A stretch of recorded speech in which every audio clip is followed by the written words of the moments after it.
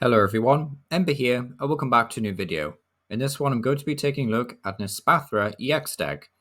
So, for those of you who have probably realised, there are very few new playable cards from the latest set. It's a wee bit depressing because some collector sets do actually have several pretty decent cards, but this set has been particularly notorious for just focusing on reprints, which is a bit of a shame, really. But at the end of the day, we still have some fun things to look at. I'm kind of cooking up an Iron Shreds video, but depending on how that deck does on the ladder will depend on whether or not it gets its own video.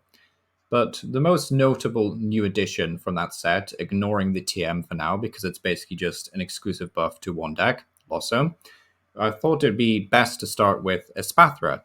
So Espathra is a 260 HP grass type, and initially that's like, oh wow, we get a new grass type to work with, fantastic. Except it needs psychic energy. So this deck is 80% psychic focused anyway, which is a wee bit depressing. So this isn't really a grass deck as such, it's just like a psychic deck disguised as a grass deck, basically, which is kind of funny. But it does mean that you can hit for weakness on Charizard, which is nice, and Roaring Moon, I believe, which is also weak to grass. So yeah, that's cool. So it has the ability Dazzling Gaze, which basically makes this card actually playable. If it didn't have this ability, I wouldn't be making this video, basically. The ability increases your opponent's attack cost by 1 colorless, which is very annoying because it forces players to basically conserve energy and decide on important decisions. You know, for example, I know it's a very weak explanation for how good this ability is, but you know, think about stuff like Miraidon, which needs 3 energy to attack already.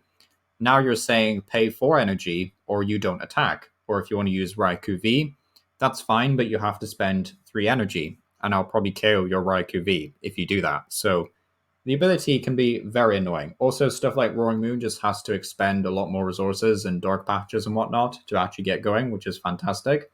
It also means that Charizard, for example, can't really afford to miss a manual attachment, otherwise it has to stack all 3 energy on the active Pokemon. So, yeah, pretty annoying ability and very annoying, especially when combined with the League HQ Stadium, which will increase the attack cost of basic Pokemon by 1 colors. So that's also a great addition, but we'll talk more about that later on. So the main attack, Cyball, for 1 Psychic Energy, starts off doing 30 damage, which is important to remember, and then 30 more for each energy attached to both active Pokemon.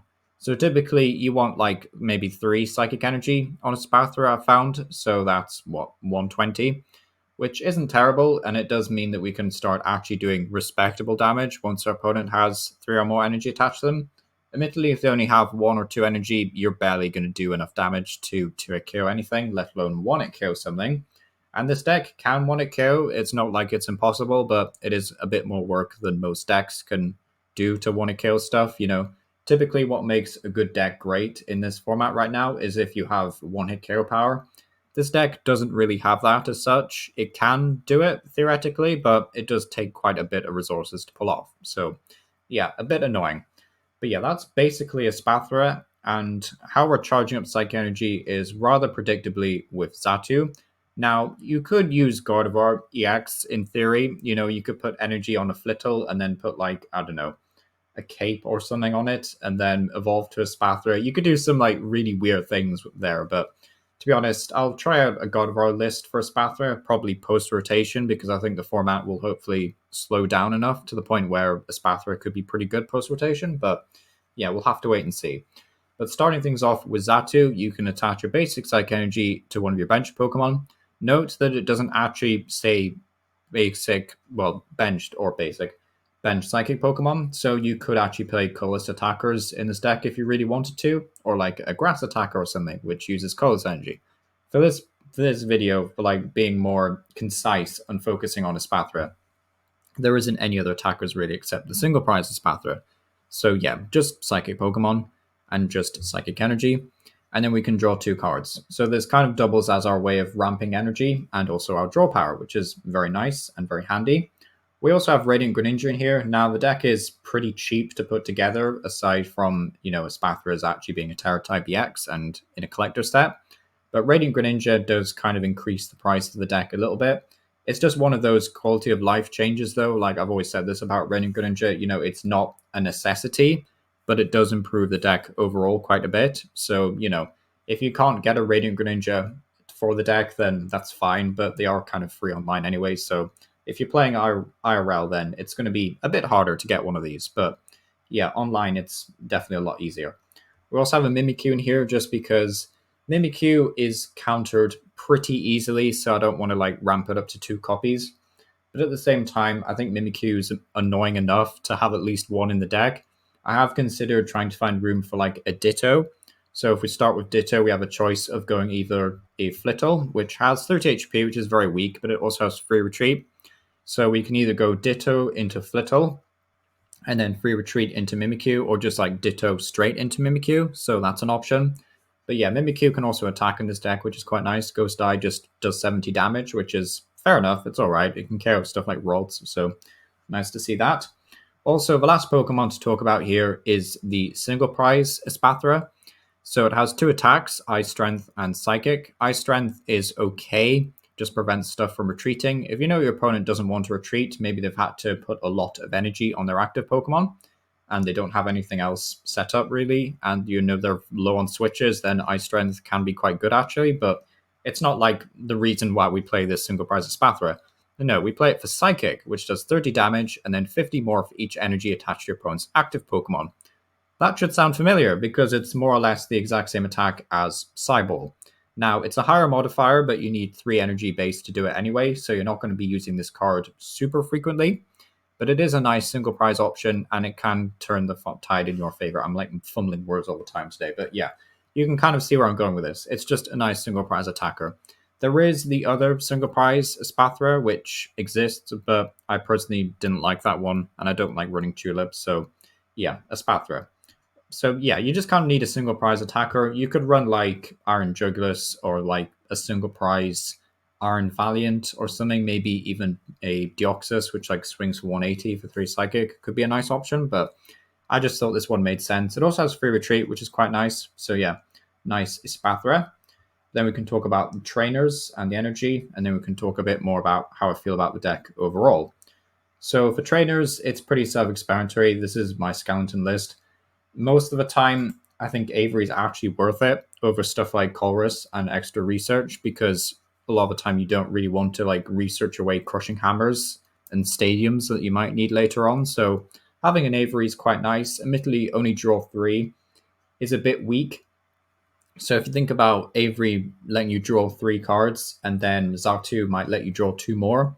So that's maybe 5 cards drawing a turn there, which is quite nice in theory. But at the same time, Color's Experiment would let you see those 5 cards, and it would let you take 3 of them. So you kind of have to bear in mind that Color's Experiment might just be a better supporter for this deck overall, especially if you're playing like more control focused and bits and pieces, like one-offs and stuff. But the other option, of course, is Arven and Battle VIP Pass. But for the life of me, I'm so bored of like Battle VIP Pass deck lists. I do like Arven a lot as a supporter card. I think it's really fun to play. But VIP Pass is just so boring right now. I cannot wait for rotation. But, I guess, if you want to play this post-rotation with Arven and VIP Pass, well, VIP Pass rotates. But you could just play Buddy Buddy Poffin, or whatever it's called. The new bread roll that's coming out in Silver Tempest, Temporal Forces. That's the one. So you can use that to find literally any Pokemon, any basic in this deck, except for Radiant Greninja. So, Buddy Buddy Poffin will be a fantastic addition for this deck. And it'll also replace Fog Crystal, which sadly rotates as well. So that's also a nice buff for the deck. So yeah, a bit sad on that front.